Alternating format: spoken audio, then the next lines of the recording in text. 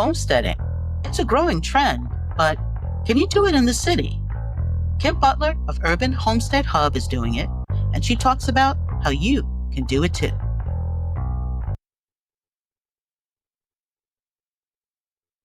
Hi, it's the Urban Lady Prepper, and my guest this episode is Kim Butler of Urban Homestead Hub.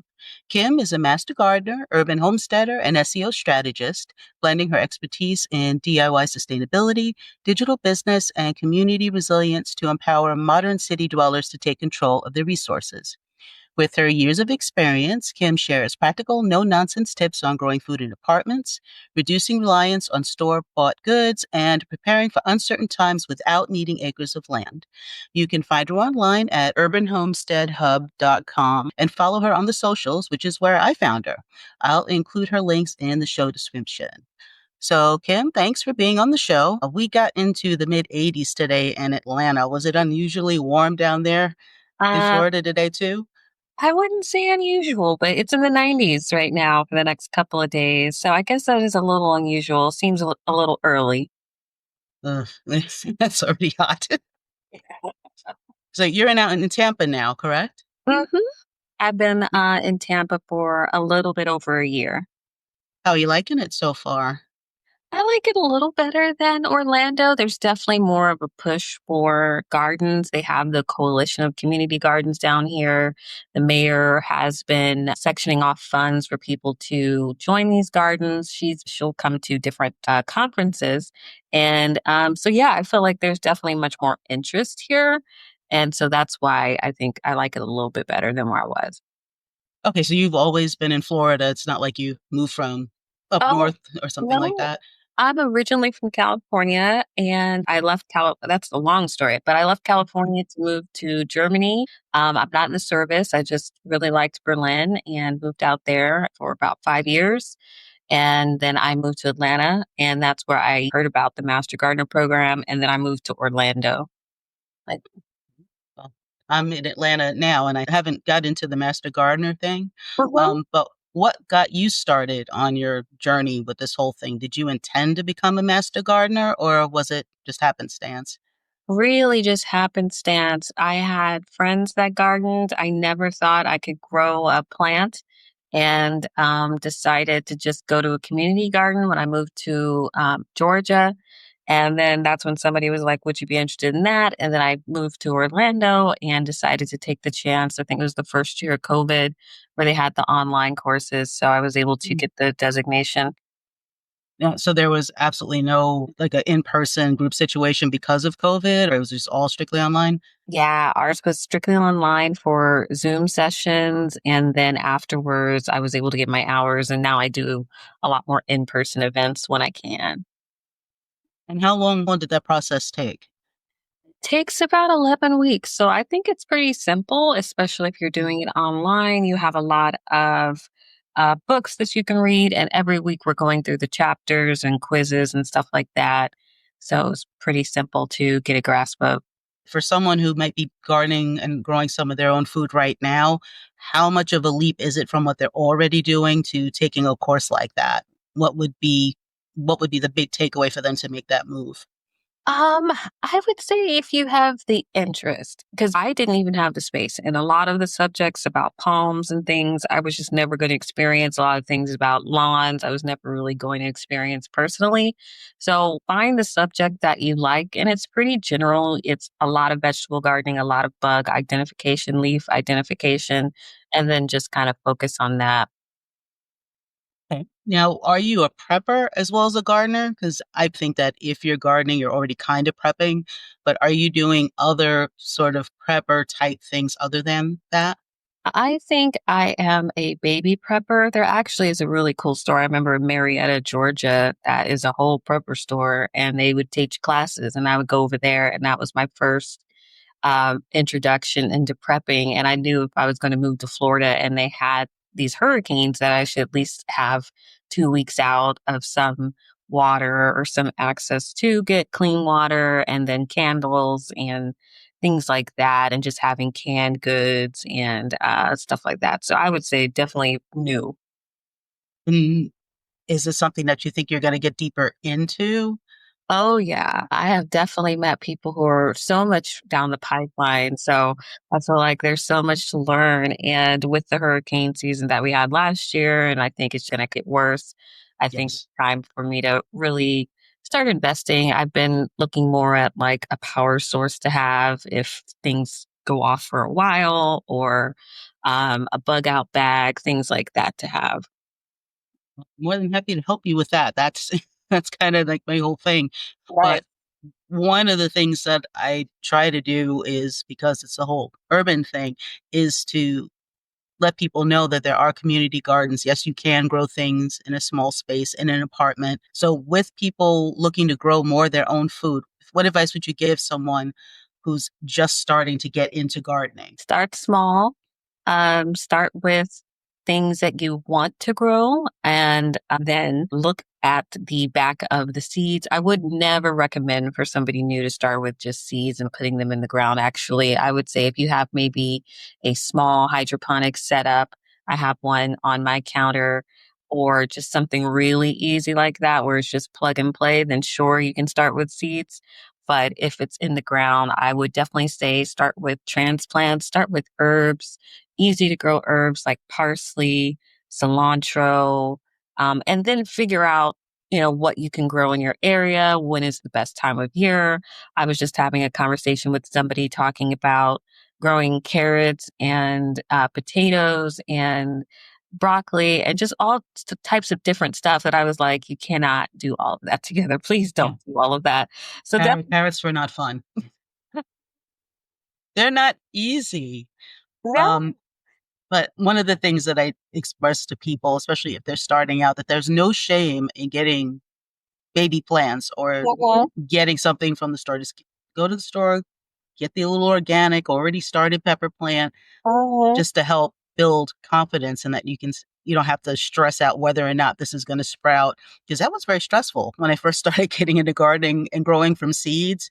Since it's hit or miss, we might not get anything. So can you also encourage that, not feel like you have to start out growing from seeds? Just get those plants from the store or the home improvement place and go for it. Oh yeah, I still do. I'm not getting like for sweet potatoes, I'm getting sweet potato slips or plants that are harder to germinate for me, and I don't really have the time to put it in the perfect environment to get one seed to sprout. So yeah, I'm definitely on board with still buying plants.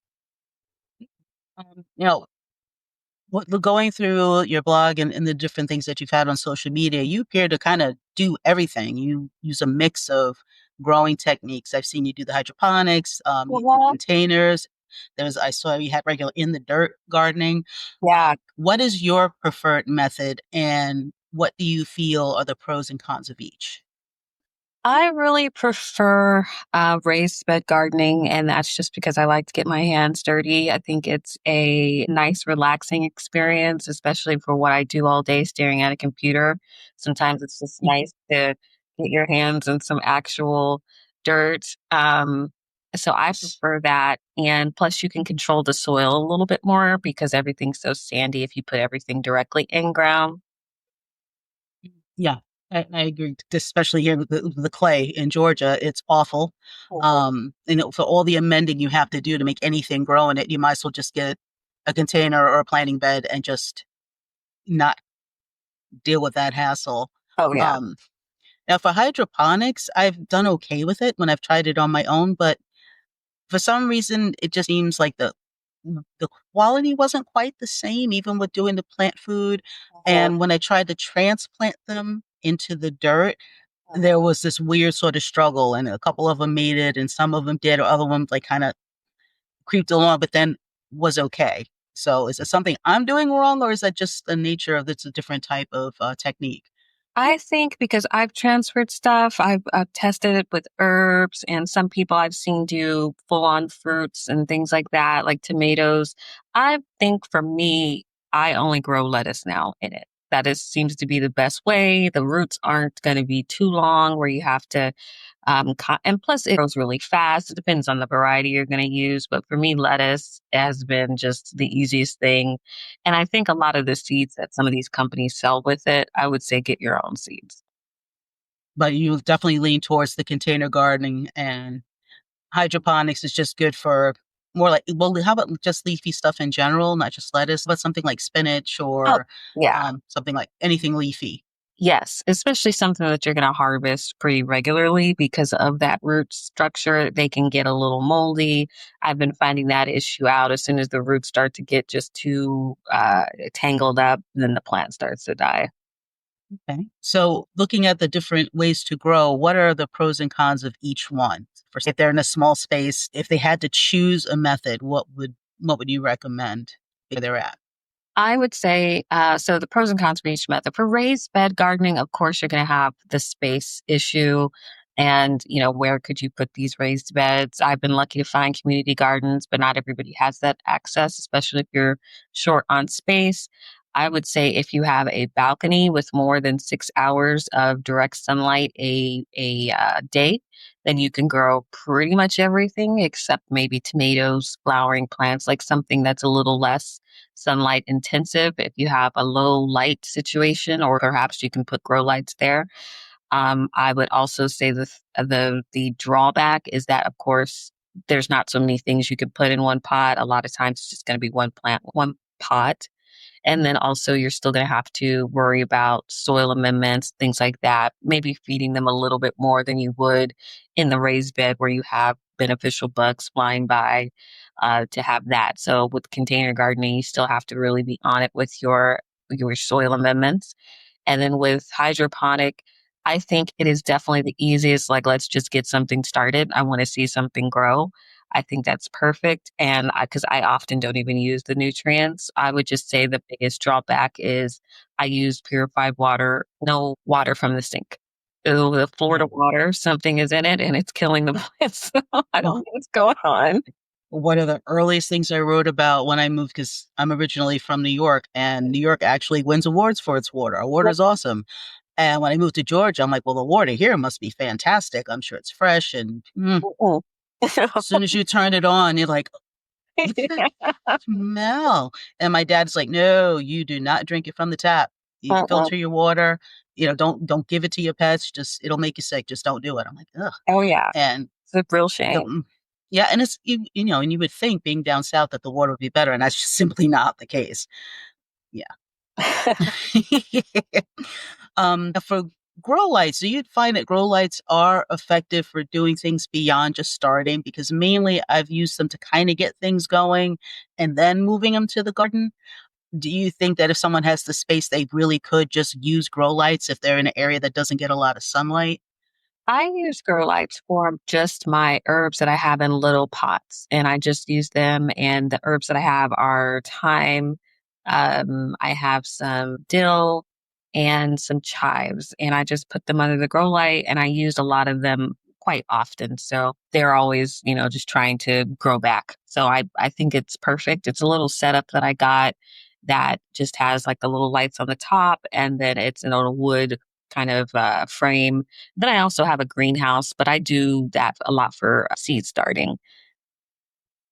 Don't have ones yet, but Uh-huh. those tall vertical towers. Yes, those Do you things. have any experience with those? Do you recommend them? Because it seems like it would be cool for someone who has the vertical space, Yeah, maybe not the footprint. Do you have any advice about those? I think they look great. I've seen them live in action. I just don't have $700. If you do, that's great. I think it's a great investment because for me, I can't fathom doing that just for, especially having the community garden and other things available. Right, you have other ways of Yeah. gardening. But I think they're great, and I love their setup. I love the one that has the light kind of hovering over it, so everything gets I think they're great. I wish I could have one.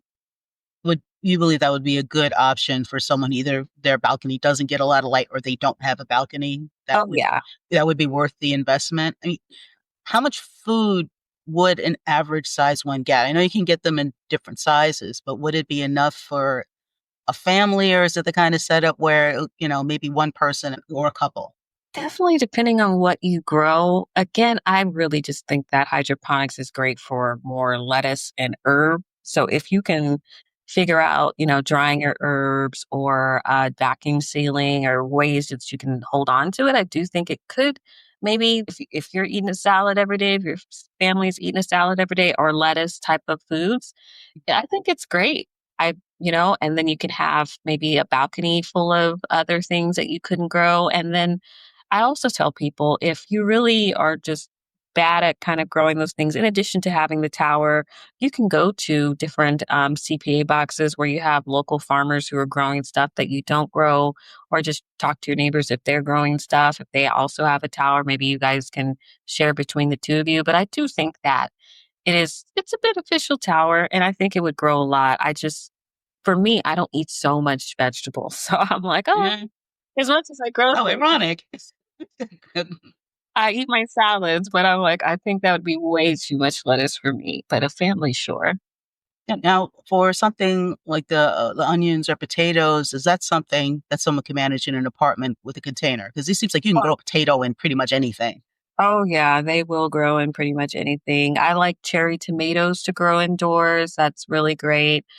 You just have to, make sure you're getting that pollen, fertilization aspect to make sure the flowers are growing into tomatoes, and then I could say, what else grows in containers that I've grown? I've grown ginger in containers, and then you could save that for a long time. I've grown turmeric in containers. I have no carrots in containers. So there's a lot of stuff though you can possibly grow. Potatoes are a good one.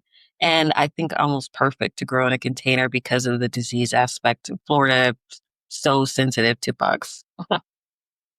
I saw your blog where you had the recommendation, especially if you want to do organic farming, just to get out there, check it, get the bugs. Mhm. Um, and I also saw you don't recommend hybrids for bug Right. purposes. Right. For the type of plants, I have to look exactly if because sometimes I go back and forth. I definitely like to use as much heirloom seeds as you can possibly get your hand on. And even if you are using your hybrid seeds that you maybe started with, try to collect the seeds from the plants that you do grow. I think that to me is the coolest part of it, that you could then keep those seeds and then those will be your heirloom seeds. So, I mean, most of the stuff that we're growing now are descendants of hybrids either way, but Mhm. try to get from a reputable seed company, somebody that's already growing heirloom seeds to kind of get around. Again, Florida is so sensitive with everything we can grow here. You want to be as pure as possible.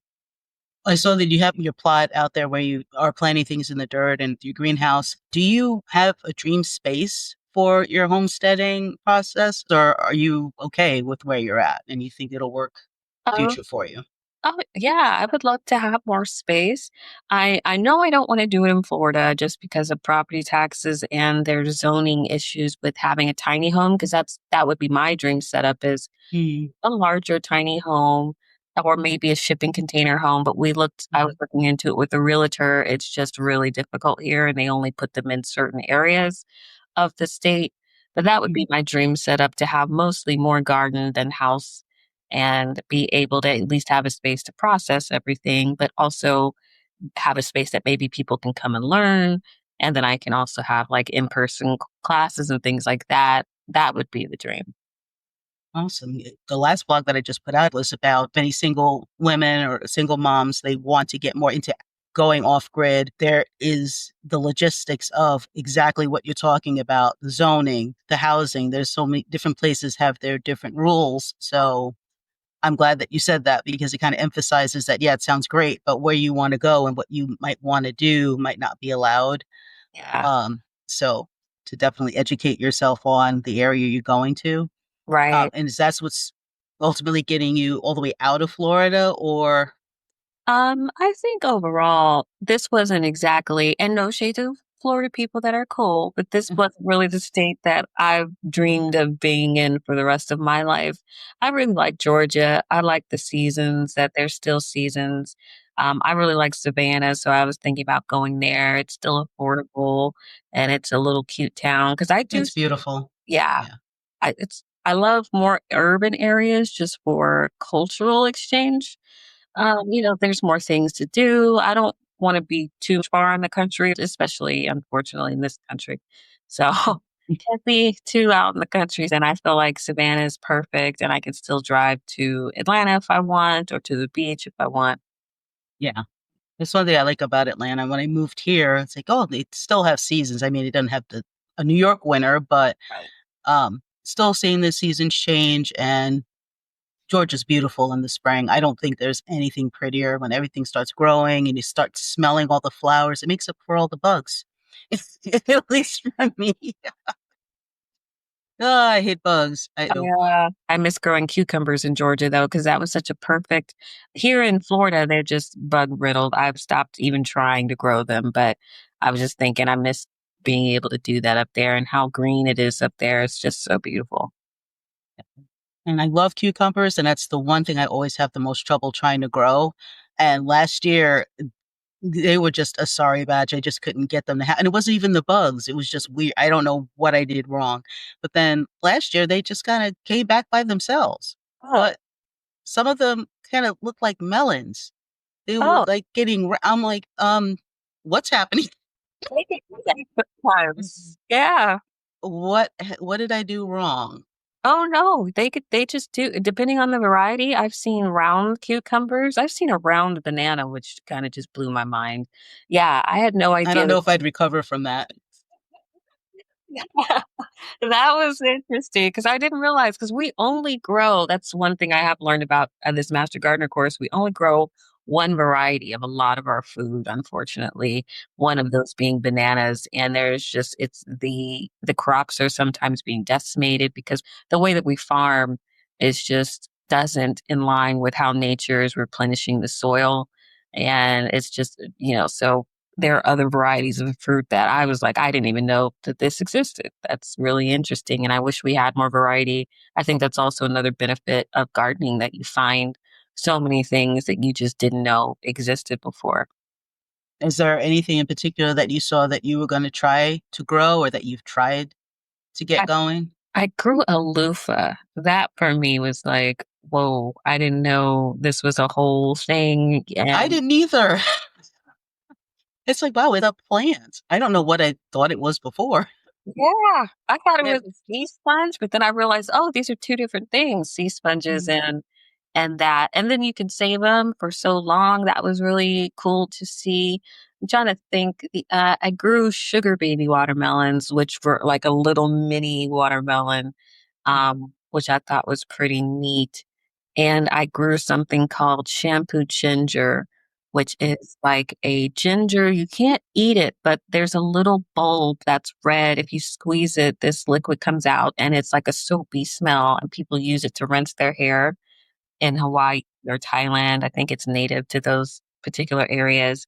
And I just love that plant. I thought it was the coolest thing. interesting. But yeah, that sounds interesting. I just saw one recently where it actually puts out a soapy kind of substance, and that's what people use instead of soap. I'm like, oh, okay. Well, that's one way to get soap without having to buy it.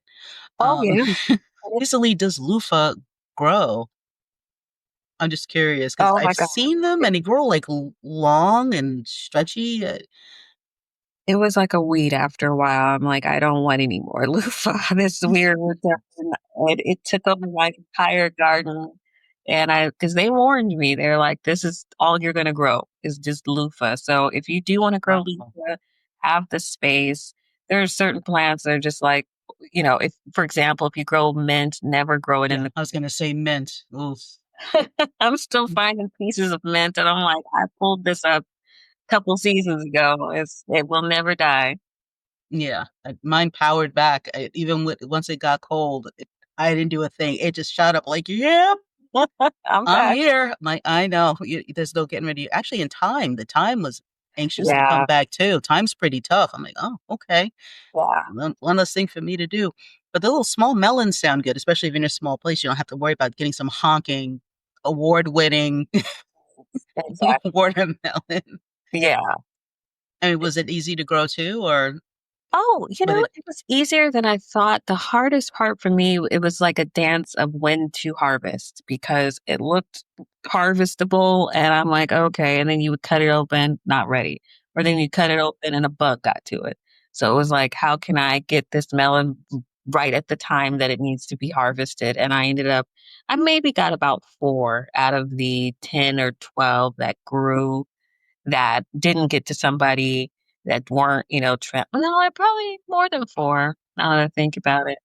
But it was only on like a 4 by 10 plot and it didn't really spread so much. And they were just cute little melons. And I've never seen the seeds. They were like little happy faces in there because I realized I had never seen watermelon seeds. I hadn't seen them since I was a child. Well, that's true. I mean, now everything is seedless, Yeah. which is weird. So, I, of course, it's the prepper in me that's like, it's a conspiracy. They don't want us to grow our own food. Oh, I definitely believe it though, because I mean, they were so disconnected from our food source. And that's also one of the reasons I started was just to connect myself back to it. And especially COVID, you would think that would have driven that home for a lot of people, but No, yeah. it doesn't. We've gotten very comfortable. And one of the examples that I like to give is I happened to be in New York when Hurricane Sandy hit, and of course that was horrible. And it was just weird watching people go into the store and it's hitting them that nothing is there. Uh-huh. And the look on their face is like, okay, no, there really is nothing here. It's like, okay, it's not magic. Bring this stuff in. The stations have gas, but there's no power, so we can't pump the gas. You would think it would make people a little more cognizant of it, but once everything went back to normal, they're like, "No, we're good," Yep. which Yep. is weird because, like, it can happen again, and it's happening more and more. But which is why, when you're gardening, when you talk to gardeners or people who are doing other kinds of prepping type stuff, it's like you feel like you're yelling into the void. Yes. Yes. It's very frustrating. Yes. Um, But yeah, that brings me to the next question. I've emphasized growing one's food as much as possible. And for me, that meant being less dependent on stores and not relying on food companies, mainly because of questionable practices and ingredients. Were those your reasons too, or was it more than that? It was definitely that. It was, coming back to the States and getting sick every time I would try to eat something and then smelling bleach on the chicken or smelling like stuff, and it's such a it hits you in the face that, "Oh my goodness, we're eating a lot of bad stuff." And then, all the outbreaks and all the Oh, things the that listeria. yeah, the listeria. Listeria's having it's the year of listeria. Yeah. It's like everything is a listeria warning or a recall. Yeah. And it's just being able to have skills. I always felt like if the lights go off, nobody's going to be asking me to redesign their website for them. So I need to have an actual skill that I can do things if that ever happens. The next podcast is about food insecurity because I also don't believe people realize how bad it is right now. It's just the being able to grow your own stuff and make your own stuff because we've become so used to convenience that not only are we disconnected with where our food comes from, Mhm. we forget how easy it is just to make some of this stuff ourselves. It's not that hard to make bread. It's not that hard to make your own cheese, like, something simple like mozzarella. It's not. Well, And when I had my chickens and when I had my garden and I was making my own bread, it's like, you can tell me nothing. It's like, I can exactly. feed myself. It might not be a massive variety of stuff, but at least I know that if something goes on, I can feed myself. Exactly. That is, And it's it's huge. so important. Yeah. Now you have your company, the Yeah. Urban Homestead Hub, and you do other stuff as well. Yes. What were your goals when you set up the business and have those goals changed? Well, it's a whole other name of the site. It was before called Black Homesteader, and the goal was just to showcase me trying to learn a homestead. And then I realized they have a whole conference and things, and they just didn't buy their domain. So I was like, just take the domain because all I'm doing is blogging about what I'm learning, topics that I'll discuss in a class or something for master gardening. I really just wanted to have a place to build my skill as a marketer and then also talk about the things that I love to talk about. And that was the main thing. And if somebody reads it, that's awesome. If nobody reads it, it's my creative outlet that I could test things on and do things on. And it's a topic that I can write endlessly about. Um, yeah, so that's been the main thing. I would love for it to be a full time job, but I love my day to day. So it's kind of like back and forth. I do love working with a lot of different because I work most of small businesses, and Mhm. so now I'm just learning how to make that jump. Like, am I going to be selling a product at some point? I actually am developing a product that helps people just the basics of growing and on the fly because we have and I think I could say this because other people have it, like flashcards will tell you how hard it is to grow the plant, where you can grow it next to, just the Mhm. base what you would get on like a seed pack, but something that you can physically carry with you to the garden that's laminated, that's handy, that you Oh, just that's great. Yeah, that's great. yeah, because I Because you can't remember it all, no. and even when you don't do that much. Yeah, even when you don't do that much, it's a lot of information. It's Yes. I'm like, all right, I got to start growing something. What are we gonna? How many hours of sunlight? And it's stuff you grow every year. At least I grow Uh-huh. every year. And like, I should know this by now, but Yeah. sometimes the information just falls out. So it's good to have a quick visual reference. Oh, yeah. And so I've been working on those. I think I'm starting small with just basic vegetables and herbs. But yeah, I've done a candle line before. I've done a garden planner. I just for me, I'm always saying the information is free. So you can find it anywhere, but if you want to go through me to get it, that's also great too. But I always tell people first go to your local extension website and you'll find Yes. everything that you need to grow. When to grow it, they will help you. They'll give you a soil test. It's cheap. They give you classes and there's so many different stuff like identifying good insects, bad insects, birds to attract to your garden, things like that. It's really a wealth of resource. But if I can be a Yes. resource too, that's also great. And I do notice, I mean, I love now there has been an explosion of Black women gardening that I see online and know a few of the ladies. So that's really great to see too. Yeah, I think it's good to shine a light on that because for some reason I don't think people realize that a lot of us are farmers and gardeners and have our businesses, and so I like the fact that social media is putting that out there. It's like, yeah, we do grow stuff, um, and the fact that there's more in general, I think is great. And I agree 100%. I always champion the local extension office. Just use it. There's a lot of services are free, and there's a lot of great information. Some even give out seeds. Um, it's just a great place to get a lot of free knowledge that's specific to your area. So, Yeah.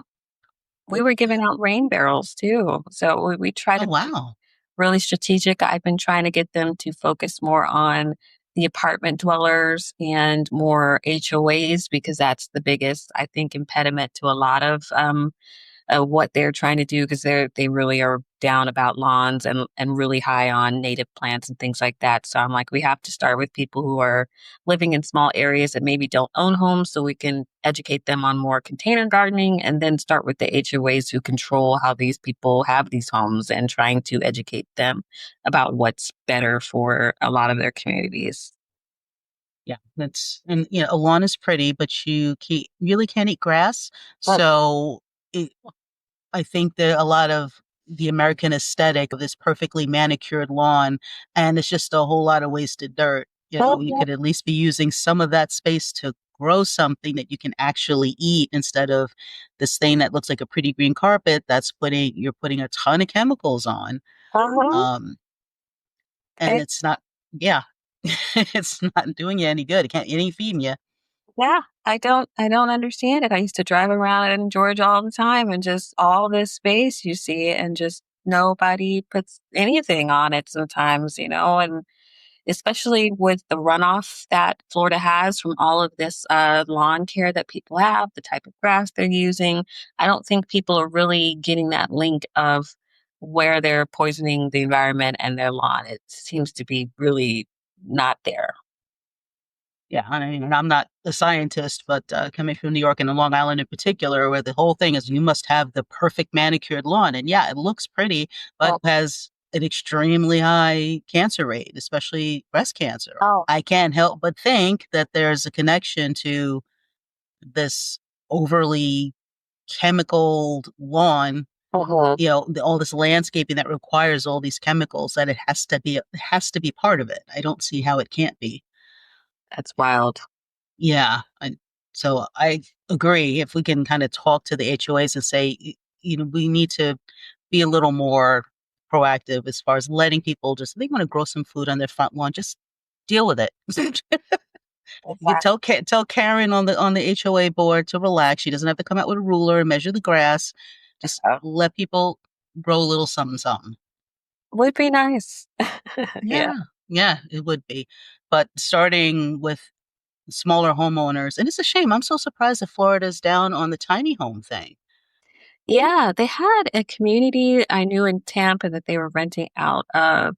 But yeah, it's getting the correct zoning and yeah, it just seems so complicated that the realtor was like, I don't know how I can get you a loan for this. And because you'd have to just make everything from scratch pretty much or go live in a trailer park. And I haven't really found one that I'm like, okay, this might be something because I still need the space to grow. So I'm kind of at a loss. There is a tiny home community I did see in south of Atlanta, but everybody bought everything up super quick. Oh yeah, yeah. It's affordability, Uh-huh. primarily, and folks realizing that they don't need all of that house. Uh-uh. I think it's another American thing. We're just like, we're gonna get married and we're gonna get this big house and it's gonna be great. Then you're like, wait, I have to heat and cool this mofo, Yep. and Clean it. yeah, gotta clean it. And then if you have kids and then they grow up and leave, you've got this big old elephant of a house that you've got to pay taxes on and take care of. So I think we've kind of got to the point where it's like, yeah, I'd rather grow stuff and have some chickens and have a smaller space. Yeah. A more Yeah, I'm glad we're moving in that direction. For your business, you mentioned earlier about maybe doing some classes and things like that. Yes. I would love to have like an in-person, like a garden. I would love to have basically like a community garden, but I live there and it's, people can come in and learn. I did a lot of 4-H volunteering when I first started and going to schools and helping them set up their gardens and things like that. So I also like doing those classes. And then we're doing a plant identification walk on Saturday morning with a group of kids. Mm, So I like to, I'll Yes. do, yeah, that should be interesting. It's at 8:45 on a Saturday with a lot of children. Should be fun. Now, I'm assuming that these are kids that have already expressed interest in it. They know Yes. what they're in for. Although some, who are just it's very interesting because a lot of the kids don't have any idea where a lot of the stuff even looks like, but they're super into it. And I love how excited that they are to learn like what things are what things. And I created a coloring book called Beats and Rhymes that has like different ways for them to learn about vegetables with rap lyrics, clean ones. Now, one of the other things that began to touch on, and that I also see creators talking about, is foraging.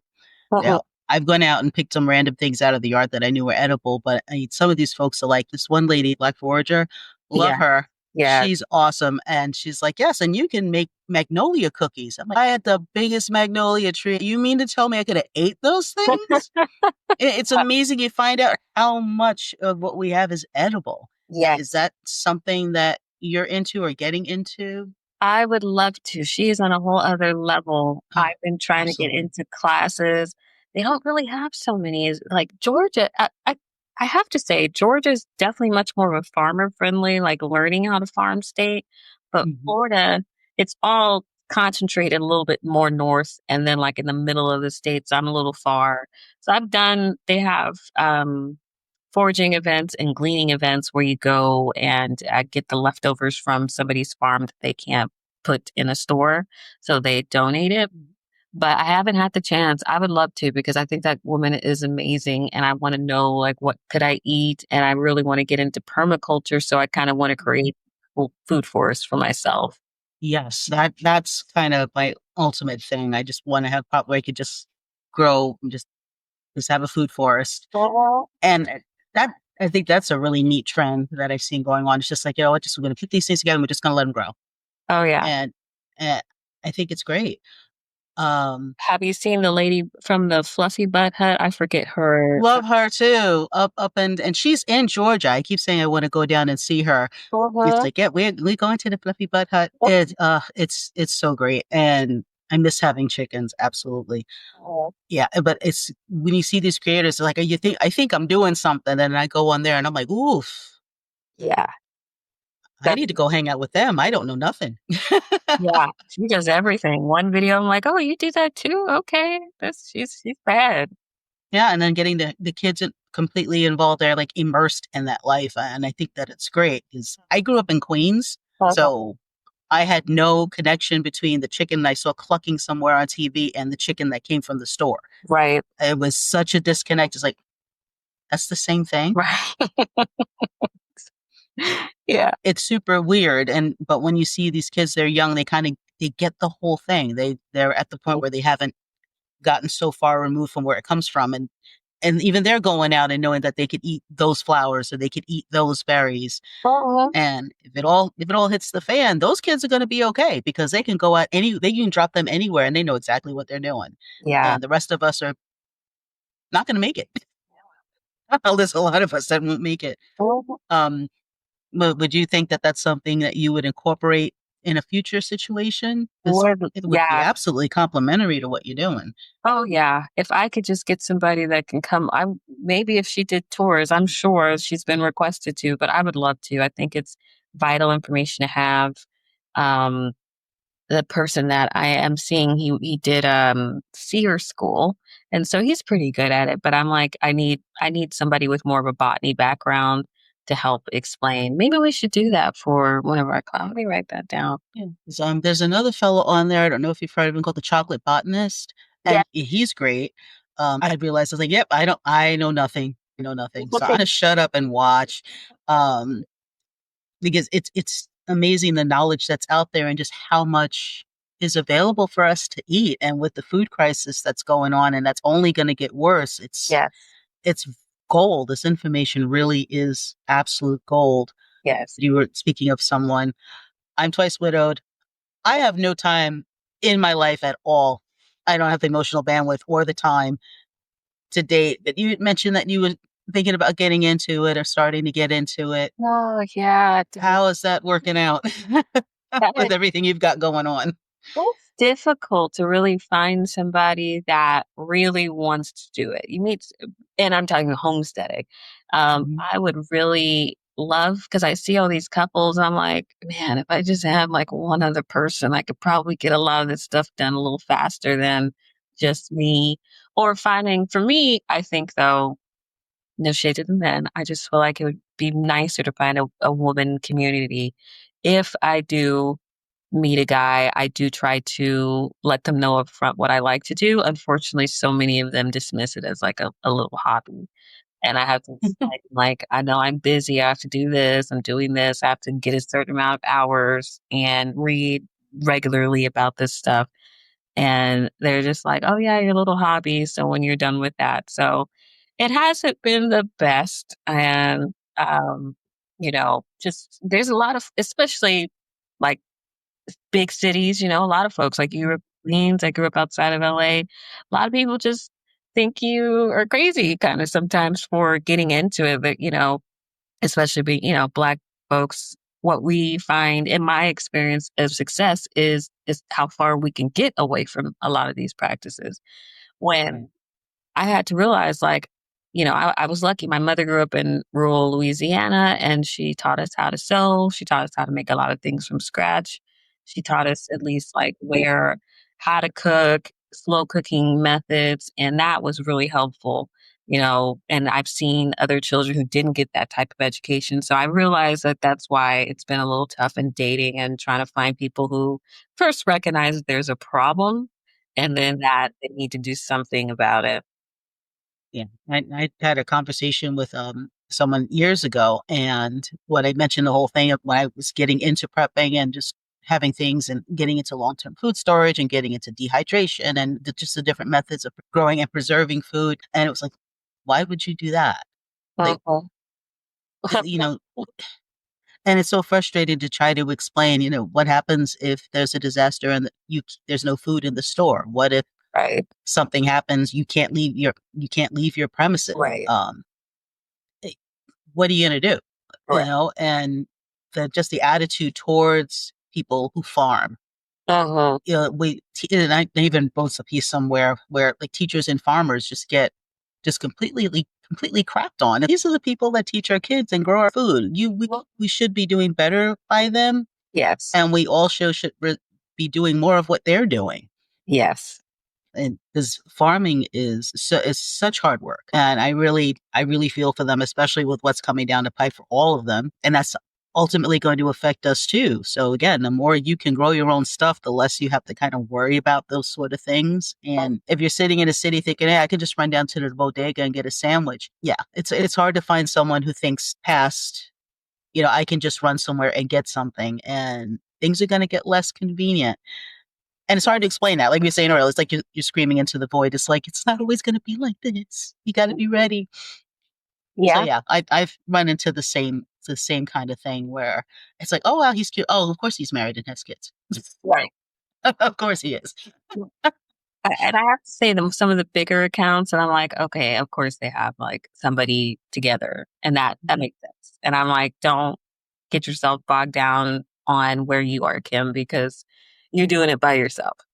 Yeah. And one of the things, because I'm primarily geared towards single moms and solo women, is you can do it on your own. It's if you can find somebody that's down with it Mhm. and you're not just grabbing any old guy just to have any old guy, because then that could bring in a whole nother set of problems you don't need on top of everything else you got to deal with. Mhm. Um, that's great, but that you can do enough on your own until you either find that person, or if you have kids, you can get your kids involved Right. and you can have yourself a team. And like you said, if you get them in young and they're enthusiastic and they're interested in learning, then you have no problem having them help you do the things that you do. Exactly. Yeah. But yeah, it's tough out there. Hopefully, as more people garden and prep and realize how important it is, hopefully things don't have to get much worse before, because then everybody wants to panic and then do it when it's too late. So, You would think prepping would be bigger here. I did meet like a pretty serious prepper out here. I was like, okay, they have all the things, but with all of the hurricanes out here, it's kind of interesting. I had friends that didn't even have extra candles, and I'm like, candle just everything, and I can make my own candles. And I'm like, you to at least have candles, at least have a lighter or extra water. What are you living for day to day? I don't understand that. yeah, I mean, in New York, we didn't have, it's changing now, of course. Um, but we didn't have tornadoes. We didn't have hurricanes. We had the before Sandy, I think the hurricane before that was in 1980. Oh, We just didn't have those things. And even though we're technically on a fault line, we don't really feel 99.9% of those. right. There was stuff we really didn't have to prepare for. Oh, So we kind of had an excuse because we really didn't have a lot of natural disasters. But when you deal with people in California and people in Florida, people in the Midwest, and mhm, what do you mean you don't have a flashlight, or you don't know mhm, where it is, or you don't have extra, what? mhm, How? mhm. Is it? It just makes you wonder. Is it the mentality of like, well, that happens to other people? Yeah, that's a great question. I wish I knew. Just for me, I'm like, well, it's me out here, so I got to make sure I'm okay. Yeah, absolutely. And hopefully, as more people do stuff like this, we can get people more on board with at least having the necessities, because there's when you see these disasters on TV now, with flooding and with the tornadoes and things like that, you think it to yourself that so many people are suffering. They wouldn't be in such a bad position if they maybe put a little more thought into it. Mhm. People suffered that didn't have to, No, or died that didn't have to. So yeah, is there anything that you'd like to mention, or since we're right into the growing season, is there any recommendations or tips you'd like to give, or inspiration? my growing season is winding down for me, and I'm still trying to. The only thing you can grow down here is okra, black eyed peas, maybe some watermelons, and that's gonna be it, and I haven't decided what I'm gonna do this year, but I would say for the other folks who in the regular zones, zone 8, zone 7, Um, I think if you haven't, whatever your last frost date is, I think it should have already passed. It's already April. Yeah. So, my biggest tip, go to the nurseries, go to the local nurseries. A lot of the big box nurseries will not sell you the right plant at the right time. They're just trying to sell you what they have. I would say, like you said, go to your local extension office, make a book of things that you want to, learn about, and print things out. Save those videos. I have a bad habit of just collecting information, making sure that you actually, can write it Yeah. down and put it somewhere. And, I'm online. I'm on Urban Homestead Hub. I'm not as frequent as poster as I would love to be because I'm busy. But other than that, yeah, that's my biggest advice is gardening is just a part of it, making sure you can extend your harvest and preserve your harvest with canning or drying food or freezing it. I just got a vacuum sealer I can't wait to use this weekend. And just finding more ways to making sure that you could cut out things that you don't need to buy, I think is a great way to get started. And if you're trying to save money, we're about to go into what all indicators are saying is going to be a terrible recession, if not depression. And so this is the best time to start learning at least how to do some swaps and grow what you can. Yeah. I'm big into telling folks expand and your palate. Mhm. Stockpile now, stockpile what you can now, and start eating different stuff. Because even as things get tougher, people are still going to gravitate to what they're familiar with or what they're Mhm. used to. So if you and your kids, if you're getting them used to less expensive food or less sexy cuts of meat or things like that, then you're definitely better off as well. But actually, I have one last question, and then I'll let you go. I'm one of those people that buys the Farmer's Almanac every single year, Mhm. and then I remember it when the next one comes out. I never even opened the thing. I might have opened it when I first got it, and I'm like, Right. I don't know if this is actually if it worked or not. Have you ever used that? And if you have you found it to be accurate? I mean, they're definitely, accurate, but I feel like since it's coming to print, it's probably not going to be so updated. I mean, they're still spot on about a lot of, I think they talk about a lot of moon phases, but I would say go to the website and that's going to be your source of truth. And then, yeah, because I think my biggest drawback with them is that the zones are kind of changing. Things are getting warmer, and things Yeah. that I used to be able to grow one year, I'm having trouble growing even the next year. So I say go online so that I can get the best, newest information from them because they do have a lot of good stuff. Okay. Well, thanks again for coming on. This is Kim Butler from Urban Homestead Hub. Thank you for your time. Hopefully, we can get you back on here to give some more advice. And this is the Urban Lady Prepper. Thanks so much for listening. Take care.